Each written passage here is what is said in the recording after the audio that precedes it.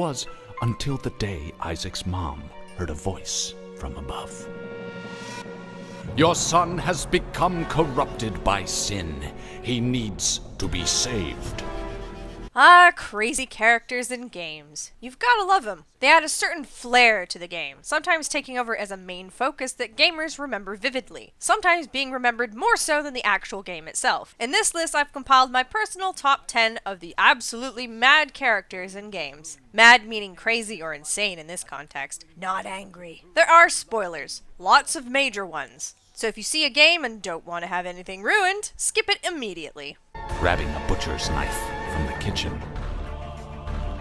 Isaac, watching through a crack in his door, trembled in fear. Number 10. Ripperoo, Crash Bandicoot series.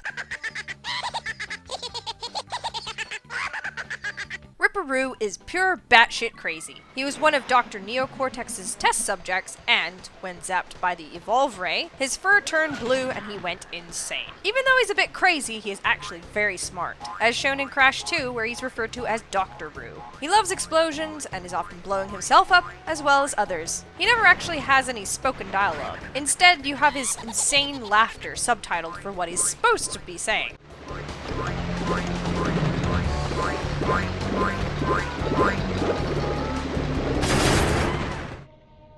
Number 9. Osiris the Consumed King, Dark Souls 3. Ah, you ignorant slaves. Finally taken notice, have you? Of the power of my beloved Ocelot, child of dragons. Osiris was the former king of Lothric, and wanted to gain immense power with royal blood and immortality through the teachings of Big Hat Logan, which were ultimately Seath the Scaleless' research. Both characters are from Dark Souls 1. He chose to follow the path of the dragons, and as a result, he was seriously malformed and turned into a monster. Before the battle and during the beginning of the fight, he holds an invisible child he calls Ocelot, Child of Dragons. It is believed that the child is invisible, a similar trait to crossbreed Priscilla from the first Dark Souls game, who could turn invisible. As you fight him, he starts to wonder where Ocelot is, even though his arm is still cradling what he believes to be the child. In the second phase of the fight, he is enraged that he has lost his son, slamming his fist into the ground and possibly killing the child he was holding, as the infant cries from the battle cease after that.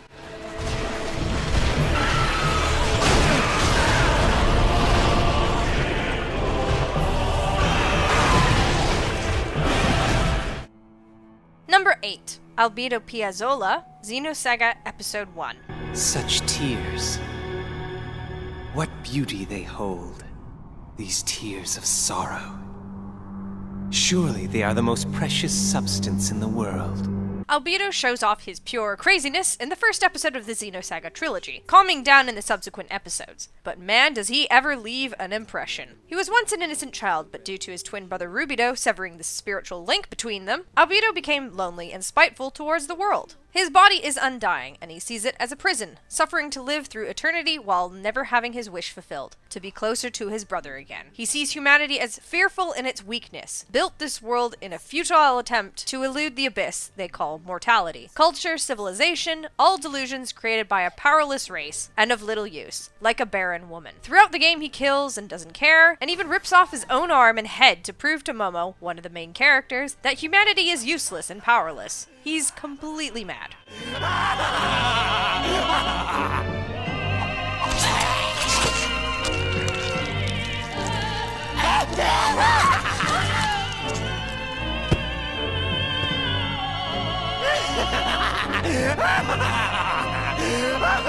Number 7. Lizard Valeth, Valkyrie Profile Series. I have, shall we say, reverse engineered an elf, the vessel of the gods, to fashion this homunculus. There are no other souls worthy of such an exquisite construct. In the first Valkyrie profile game, we come to know that Lizard is obsessed with Lenneth, the main character and the Valkyrie of the game. He wishes to create a vessel body that can house Lenneth's soul, and have her as his own. To do this, he has to steal an elf woman to begin the process of making a homunculus, the vessel that would house a Valkyrie's soul. He kidnaps an elf, but it's not quite enough to earn the attention of his love, as he needs her nearby to transfer her soul into the vessel created in her likeness. He kidnaps his former teacher, Lorenta's husband, forcing her to come to his tower to save him. After Lizard forces her husband to ingest ghoul powder, he transforms into a demon and crushes his wife to death. This brings Lenneth's attention to the tower, collecting Lorenta's soul, and eventually confronting Lazard and his twisted creations. In Valkyrie Profile 2, Lazard has the same game plan, but it's much more complex. It involves time traveling to a part before the first game to mess with its plot and ultimately draw Lenneth from her unstable timeline to help her sister Silmeria. Lazard sets up the death of many key characters, such as the King of Japan, the main character Alicia's father, and Lazard messes with the gods, trying to achieve godhood himself to eventually be united with Lenneth.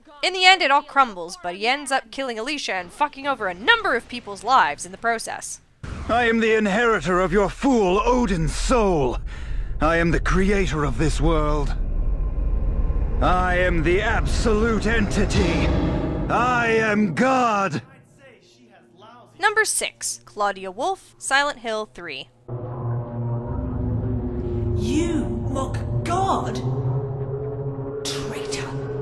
You will go to hell. While Silent Hill 1's Dahlia was pretty goddamn crazy, Claudia goes just a bit further with Dahlia's teachings, killing people who get in her way, forcing Heather to give birth to a god, and eating said fetus of God. Anyways, Claudia grew up adoring Alessa Gillespie, Dahlia's daughter, who was fated to birth a god. After being foiled, Alessa, now named Heather, is trying to live a normal life. That is until Claudia's influence allows the world of Silent Hill and its creatures to bleed into the world, preparing for the day that Heather will give birth to the god and open the doors to paradise to the followers of the Order, the cult that Claudia leads. Throughout the game, Claudia continues to believe strongly in her purpose to bring about paradise, pulling Heather along and eliminating anything that would threaten the birth of the god. She murders Heather's father Harry, kills Vincent, one of her own followers that turned against her, and seriously wounded Douglas, a wary follower of the Order. She lures Heather to Silent Hill, forcing her to face the monsters Alessa had conjured up and face the past once more. In the end, Heather manages to stop the birth of God, but that doesn't stop Claudia, who eats the unborn fetus to birth God herself, which she does terribly. It takes a lot of insane devotion to eat a fetus of God. Alessa, you cannot kill God. I will birth God. If you can't do it, Alessa, I will.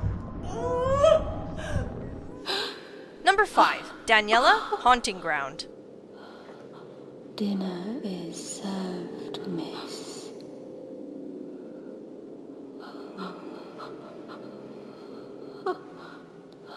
Dinner is served, miss.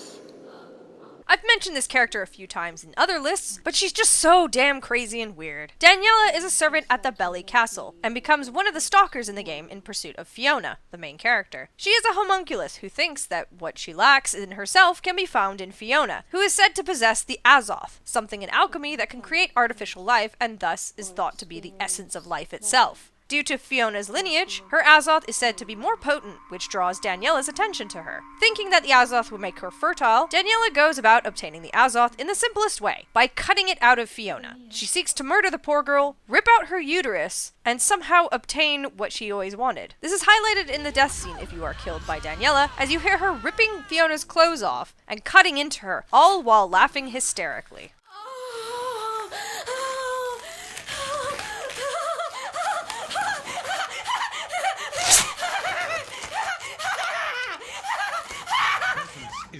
Number 4. Xelotaph, Eternal Darkness Sanity's Requiem. Our dealings are a pleasure to us both, then. He lies. As do we all. What is this flaw you wish to discuss with us? In Eternal Darkness, Xelotaph is the goddess of insanity, which is highlighted by the fact that she uses 2 voices when she speaks. One is loud and dominating, while the other is softer and eerie. Her minions are perhaps created and moved by the most evil of schemes. According to Maximilian Roivas, one of Alex's ancestors, Xelotaph forces the corpses into servitude by a cacophony of voices, which tortures them into existence. Jesus. Her aim is to destroy all life on Earth, and have her tortured minions kill one another for all eternity. In the game, her minions feed off the player's insanity, lowering the sanity meter and forcing the player to experience more of the strange happenings that are rooted in the game.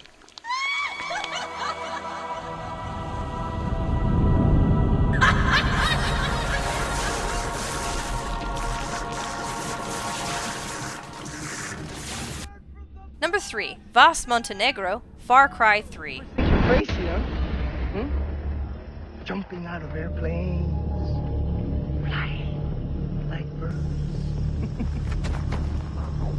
That is crazy. I like this phone. This is a nice fucking phone. What starts out as a bro trip quickly becomes pretty dark as you realize you're watching a video of the trip as you're tied up, facing an absolute lunatic. Voss threatens you and intimidates you right away, telling you that you're completely fucked now that he has them. Later, when you make your escape, Voss shoots Jason's brother, Grant, through the neck, with no remorse. He spares Jason, your character, only because he wants to hunt you down for sport later on. Later on, he films Jason's friends, telling her to beg and show emotion. When you get caught with your friend, he pours gasoline everywhere, shouting like a madman, and eventually sets the hotel you're in on fire. When you get caught again, you get his insanity quote, which highlights everything that's mentally wrong with this guy. Insanity is doing the exact same fucking thing over and over again, expecting shit to change. That is crazy. But the first time somebody told me that, I don't know, I thought they were bullshitting me, so boom, I shot him. The thing is, okay, he was right. And then I started seeing it everywhere I looked, all these fucking pricks, everywhere I looked, doing the exact same fucking thing, over and over and over and over and over again, thinking, this time is gonna be different. No, please. This time is gonna be different. I'm sorry. I don't like the way you are looking at me. Okay? You encounter him again and again, each time with more violence until you finally stab him to death.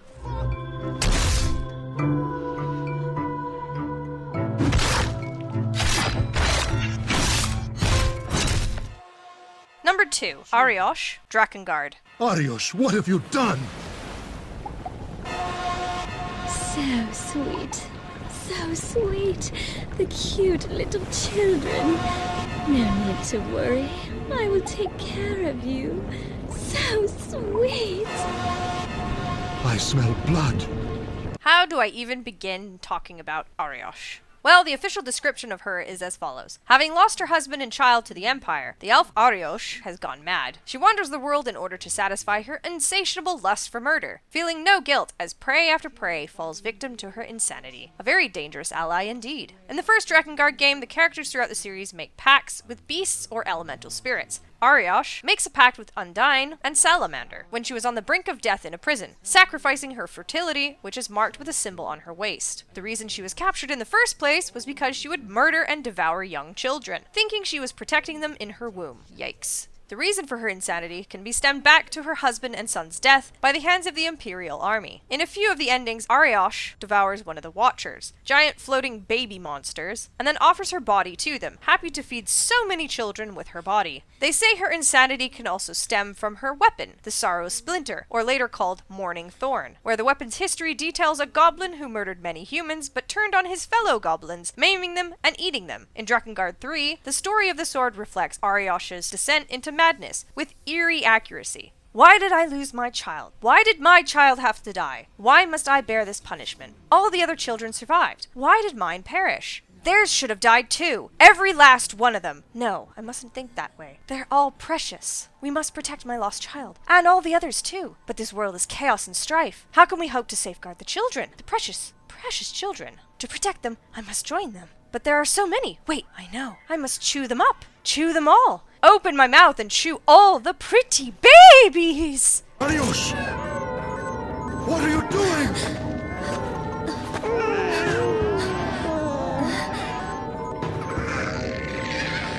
The greatest of feasts.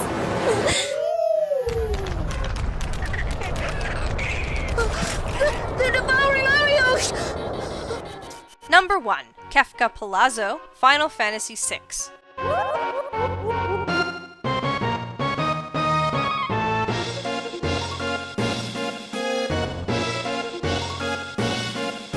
Unlike many Final Fantasy antagonists who tend to be cold and distant, Kefka was obnoxiously loud, impatient, and of course, crazy. He cares not about life and civilization, viewing them as meaningless. This is highlighted throughout his actions in the game, such as using the slave crown on Terra, the main character half Esper, half human, who can use magic naturally. He tested its effectiveness by having Terra burn 50 Imperial soldiers alive. Kefka later appears in Doma, where Leo, the general of the Imperial military, plans a siege but seeks minimal casualties. Kefka doesn't like that plan, and poisons the river that supplies the castle they plan to siege, killing everyone except Scion Garamond, and one other soldier. Kefka comments on how the unified screams of hundreds of voices was like music to his ears. Kefka twists words of his supposed allies, allowing him to murder them, and turn the plot towards him slaying the entire Esper civilization for their magicite shards. Afterwards, the World of Balance, the world name in Final Fantasy VI, changes to the World of Ruin as Kefka seemingly wins and destroys large portions of the world, leaving it fragmented and weak. He eventually gains the power to become a god, with the cult following that fears for their lives. Even when Kefka is defeated, he takes all presence of magic with him, having been the god of magic after taking the Esper's power.